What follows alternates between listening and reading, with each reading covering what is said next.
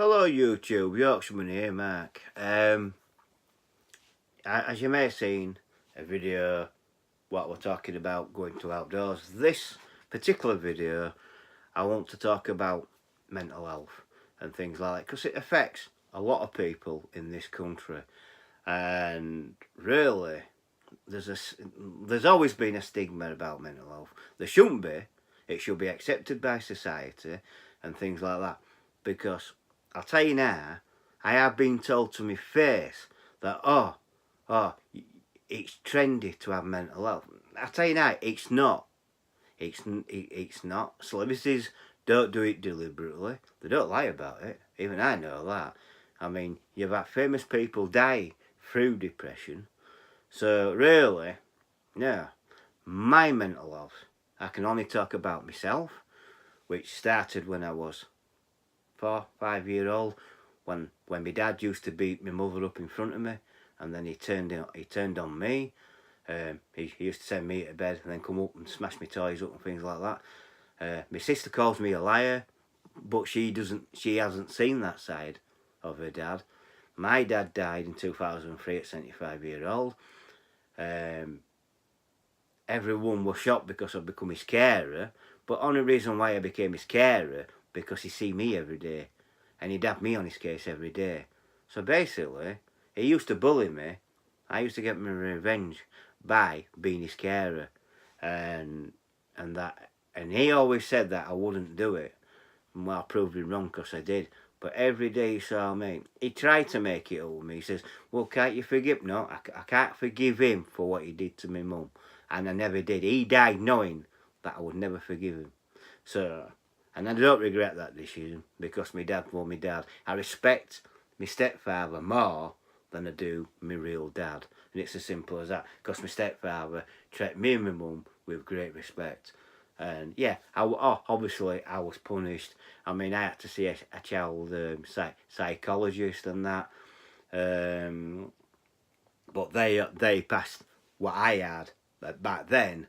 It's attention seeking. All kids do it. It's nothing to worry about. When I had my car crash in 2013 on the 16th of December, and I had the operation on the 17th of this. But while I was in hospital, things went wrong. I couldn't control my oxygen and gases level, so all my body swelled up and that. And I had to go into ICU. They got that corrected. Went back onto ward. And then what raised its head was depression again. I was overwhelmed. I talked to people in hospital, and then when I was going for compensation, because it wasn't my fault, I got all the counselling what they could deliver. That helped. I was diagnosed with PTSD while I was in LGI. I saw a counsellor. I still see a counsellor, but I see a counsellor and that. So I thought, yeah, right. And then my GPs asked me.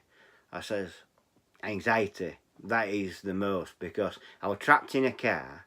I had to be cut out of it, and it's left me a little bit more claustrophobic than what I like. And anxiety. I have to force myself to go out. Literally. If I don't go out on my own, I force myself to go out. And that's why, Kevin, Kevin says, oh yeah, because I said yes. Well, do you want to go down to outdoors sometime? He says, yeah. So we went down yesterday, but I didn't film it. But that's getting me out, and that's what I need to do. But if I do it on my own, I can. You see me walk around on my own, but I'm forcing my way. Once I get out there, I'm all right. It's just getting beyond. But if I go into town and it's like busy, I get claustrophobic. I start to panic and things like that. So I've got to see it. I've seen my doctor about that, and she says, well, I don't want to put you onto any drugs or out. So I've got to confront these things and keep doing what I'm doing. The more I get out, the more comfortable I feel and things like that. I should be okay. But it all stems back to when my dad started in on my mother. He threw my mum down 13 cellar steps, beat her up, And then he showed, yeah, and then he says, and then he turned around and says to me, he did me down, that's how you treat a woman, which I know is wrong. You don't. And things like that. But don't get me wrong, I've had some, yeah, I mean, I am single at the moment because there is, well, apparently, there's no one out there who can put up with me. I'm not that bad. It's just that when I go out with somebody, yeah, they like it, and then they get bored, and things like that. And things like that you don't want. So I'm single at the moment, but if I found another woman, then she'd have to understand that I'm not going to give up my hobbies, I'm not going to do this, I'm not going to do that.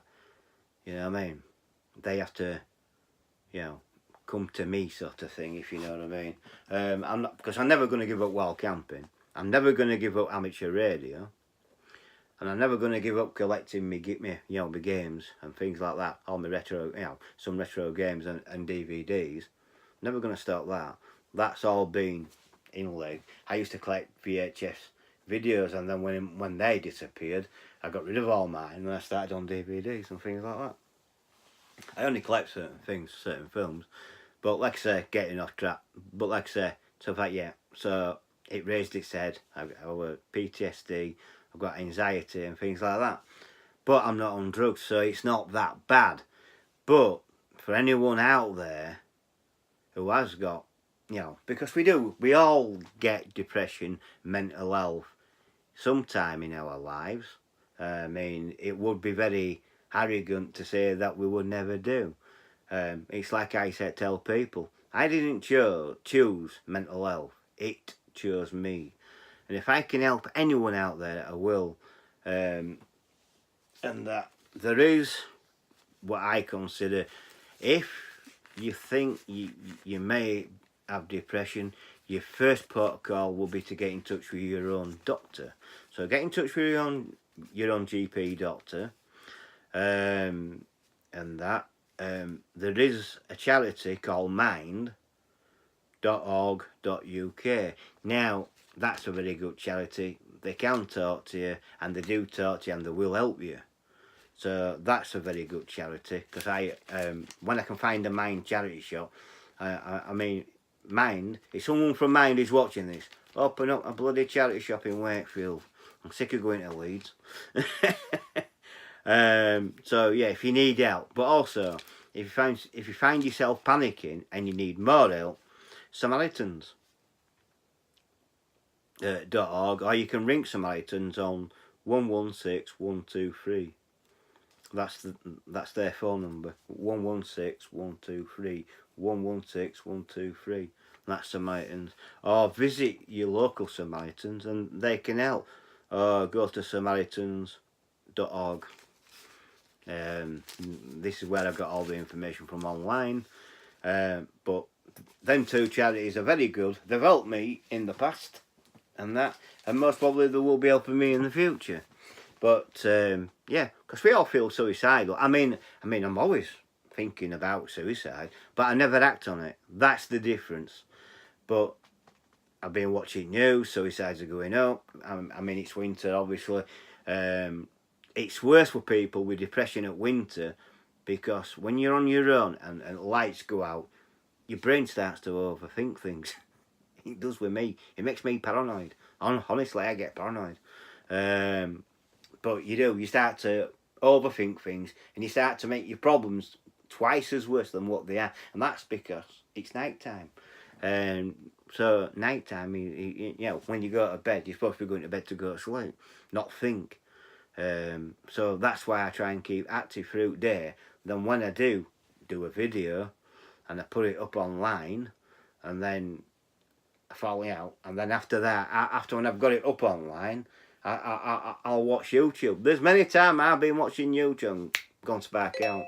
That's because I've been active through day. If I'm not active through day and I just sit here doing what I do, and then I won't sleep, and then I'd have more time to think about me depression and things like that. We all get depressed in the time to time. It is I would say very arrogant of people to think that they don't, because we do. In fact, you can have depression without knowing it. I'll tell you. There's people out there who think, oh no, I'll never be like that. then they start to panic because they get told by the doctor, oh, well, you got this, you got that. You know what I mean? But I've got a good set of doctors, I suppose, because they don't want to treat it with drugs. What they want to do is treat it how I'm doing now, talking. This is my advice. I talk to people, and it helps me a great deal. And especially if I talk to someone who's got the same symptoms as me, that's brilliant, because they might have something what I've never thought of. So, you know what I mean? And that's how that works. So, like I said, there's the Mind Charity.org UK, the Samaritans.org, 116123. If you need to phone, you can, or you can visit your local Samaritans, and they will help. You know what I mean? They're not going to take piss or out like that. They do help. Mental health is a serious issue. That's what government don't want to admit to it. They won't give us. They don't want to give more money to NHS for over mental health. You know what I mean? But mental health is a big importance to society. I honestly believe mental health needs to be triggered. It needs to be talked about. It needs to be in the open. We don't want it to stigmatise people. And if you have got mental health issues and you got depression, don't suffer in silence. Bang the drum and say that you need help. It's as simple as that. You know what I mean? There's loads of people out there who need help. You know, people who self-harm and things like that. But I'm here today to talk about my problems, which I just have done, and that. So, like I say, PTSD, anxiety, paranoia. I do get paranoid. Believe you me. I might be sat here, but I do get paranoid. But how I sort that paranoia out is unbelievable. You know what I mean? It is. When I get paranoid, I just look around me, because paranoia is a fear that I'm going to get harmed. And if I'm in my bedroom, I'm not going to get harmed unless someone breaks into the house, and I pity them if they do, because they'll get a baseball bat round the head. And I'm saying that live on camera. If anyone broke into this house, smashed away through the door, I'd baseball bat them. It's as simple as that. I will protect myself. That's my paranoia. That's the way things go, unfortunately. But I've never been sectioned. I'm not that bad. I do have anxiety issues and things like that, but that's through a car crash, is that? PTSD. But what I have been told, because of that car crash, what happened earlier is just restarted it, basically. I would have had PTSD back in, I was born in 1970, 71, I was 5. So back 71 to 1970 to 71, I would have had, all these problems. I would have had anxiety, I would have had depression, I would have had PTSD, because I've seen something horrific and that. So I would have had PTSD back in the day, but that was smuggled off as, according to child psychologist, which I didn't agree with him, he's attention seeking. I know when my mum divorced my dad, I knew it was for the right reasons, but to stop her from going out with my stepdad, I used to hide all her clothes. So she couldn't go out on the night time, because I was scared, because at that time as well, Yorkshire Ripper were about, and I didn't want my mum, and my mum got told by a psychiatrist what I was doing is trying to protect my mother and that. And then when I got, and obviously I got help, I got help for that, because I started talking to a proper an adult psychologist, and it weren't records that were attention seeking, and she didn't agree. That got me sorted out, got it all out in open, why I was hiding my mum's clothes and that. And it was at the same time, Yorkshire Ripper were about, so that was connected to it as well. But when the car crash happened in 2013, all that came back. If you know, it didn't come back. It just restarted, because an horrific tragedy can cause PTSD. They get it in combat. You get combat PTSD. That is far worse than what I've got. And I pity any soldier who's got it. I really do. Because they do really need help. And government are not willing to help them. But there you go. But like I say, I can only talk about me. And that's what I'm doing today. But we need to get it out. Mental health needs to be out in the open. Don't suffer in silence. Don't hide it. Talk about it. Get it out and up. It's like Prince Harry and Prince William. If they want to get their charity, mental health charity, recognised, they need to get it on YouTube. Bang it. Put it on YouTube. Let everyone subscribe to it and talk. And that will work. I mean, Prince Harry and William asked celebrities. None of them would help him. Because celebrities, well, they are celebrities and they don't want to admit to it. Most probably because they're ashamed or they could be suffering in silence. But you don't need to. Robin Williams, very good film actor, was depressed. He committed suicide. You don't want to get to that stage where you're going to kill yourself. You know what I mean? That's why it said the charitymind.org.uk can help. So can Samaritans.org, 116 123. They can help. Ring them up. Visit your local Samaritans. Get the help you need. But your first port of call, I would say to anyone, is your own GP, your own doctor. Go see your doctors. Tell them everything. Don't just sit there and lie. Be open. Tell them everything. Your doctor can get you help. And as simple as that. And can get it pretty quickly. Hopefully as well. And that's why, a lot of people go to Mind Charity and that. Because they are willing to listen to you. They are willing to advise you. And things like that. And Samaritans do the same thing. If you're lonely on a night, ring Samaritans. Just say, look, I'm depressed, and I'm thinking, just ring him and talk. It's amazing when you talk about it. Things just seem to calm down, and I can't get that enough. And like I said, over years, over 5 years, I've been shocked to how many people have died through this, literally through depression. Mental health. Well, I'm sorry to say, I'm not going to back down on this. I will talk about it again, and I'm going to bang the drum. Basically, there should be. There's always been a stigma about it, but there should never have been. We're in the 21st century. There should not be a stigma about anything. Simple as. And well, I'm passionate about this, and when I hear that there was still a stigma about it, well, I thought, well, no, it's changed.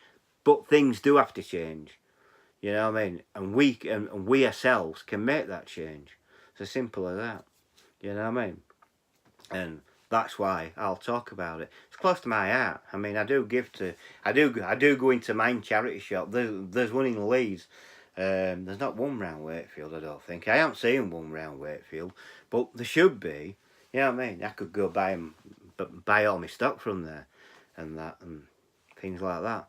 But there you go. So, if you're feeling like you need to talk to someone, ring Samaritans 116 123. Get in touch with mind.org.uk. Samaritans is .org. Like I say, 116 123. But go to your doctors. First point of call. Ring your doctors and get an appointment and tell them why. Tell them what you're feeling. If you can't cope, ring Samaritans and talk to them. They will help you. They will advise you to go to your doctor as well. But it's always your first point of call is your own doctor. Who knows you better than your own doctor, apart from your parents, you know what I mean? But go to them. But please, don't suffer in silence. Talk to friends about it. Have a discussion about it. That's what I do. You know what I mean? I talk to Kevin. He seems to listen to me and advise me and things like that. Talk to people. The more you talk about it, the less of a stigma it will be. You know what I mean? It should be acceptable that there is people out there who's got mental health issues and depression issues as well. So it's the 21st century. It should be accepted. But unfortunately, it's not. And it should be, but it's not. So there you go. I have done everything what I can. I've researched it as much as possible, and that I know there's I know there's people who do commit suicide, especially in winter months. I don't know about some. He just seems to. I don't know. I think different parts of the country will have different things. I know where I am, in West York. We don't seem to hear a lot of suicides unless it's done on a railway track and things like that. But according to police, suicide rates have gone up, not down. They've gone up. So they should be down, but they've gone up, unfortunately. And it's been on news as well. So there you go. So thank you for listening. If you like this, give it thumbs up. Subscribe if you're new, and that. Hit the bell icon for notifications when I put up another video. Please share the video. It's like, and there will be there will be in the description below Mind Charity and Samaritans and things like that. So it'll be in the description below. So thank you, and thank you all for listening to me talk about mental health. It needs to be talked about. We need to get it out there. We need to feel comfortable about talking to it. Don't suffer in silence, and don't stigmatise yourself. Let your family and friends know.